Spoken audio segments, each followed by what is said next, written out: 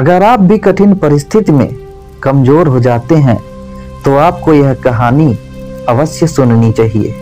आज की कहानी गौतम बुद्ध और एक शिकारी की कहानी है जो आपको किसी भी परिस्थिति में जीना सिखा देगी। इसलिए आपको यह कहानी जरूर सुननी चाहिए। तो कहानी को शुरू करने से पहले आप हमारे इस वीडियो को लाइक करके और हमारे इस चैनल को सब्सक्राइब करके नोटिफिकेशन जरूर ऑन कर लें।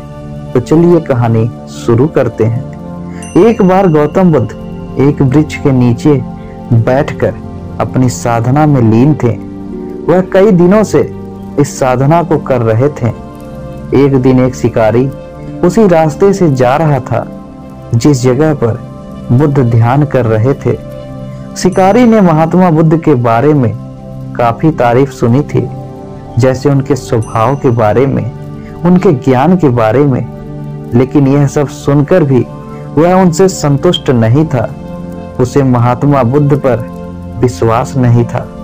उसने जब महात्मा बुद्ध को साधना करते हुए देखा तो उसके मन में विचार आया कि क्यों न बुद्ध की परीक्षा ली जाए। इससे उनकी असलियत का पता लग ही जाएगा कि क्या सच में वह बहुत ज्ञानी है। शिकारी वहीं खड़े होकर सोचने लगा क्या किया जाए। तभी उसकी नजर एक पत्थर पर पड़ी तो उसके मन में तुरंत एक विचार आया। शिकारी ने पत्थर उठाकर साधना में लीन बुद्ध के ऊपर फेंक कर मारा। वह पत्थर बहुत जोर से बुद्ध को लगा था, लेकिन उन्होंने कोई प्रतिक्रिया नहीं दिया। वह चुपचाप अपनी साधना में लीन ही थे। बुद्ध का मानना था कि शरीर को तकलीफ होती है, आत्मा को नहीं। उसी तरह शिकारी द्वारा फेंके गए पत्थर से उनके शरीर को तकलीफ हुई है, ना कि आत्मा को। और बिना किसी प्रक्रिया के साधना में लगे रहे। शिकारी कुछ समय तक बुद्ध की तरफ देखता रहा और सोचता रहा, अब महात्मा बुद्ध कुछ तो प्रतिक्रिया करेंगे। लेकिन महात्मा बुद्ध अपनी साधना में लीन थे। उन्होंने कोई प्रतिक्रिया नहीं की। कुछ देर बाद पुनः शिकारी ने पत्थर से बुद्ध को मारा। पत्थर अब की बार महात्मा बुद्ध की आंखों के ऊपर लगा और उस जगह से बहुत तेज रक्त बहने लगा।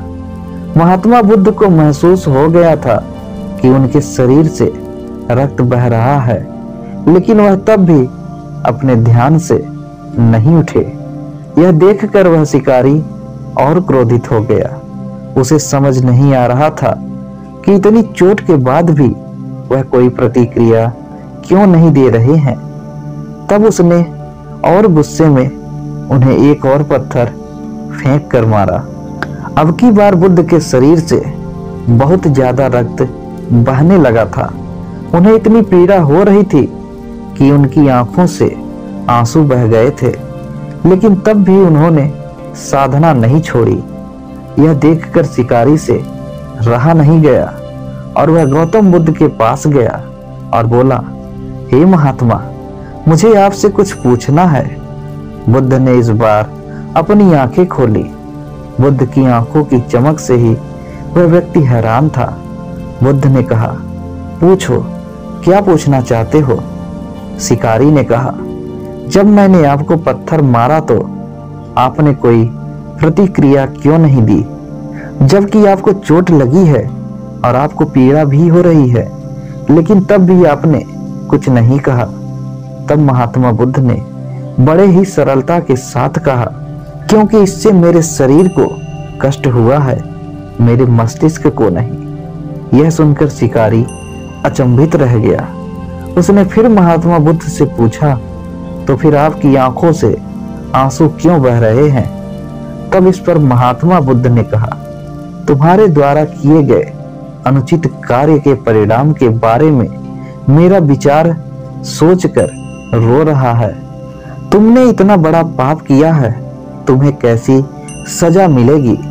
मेरे मस्तिष्क में यही विचार आ रहा है।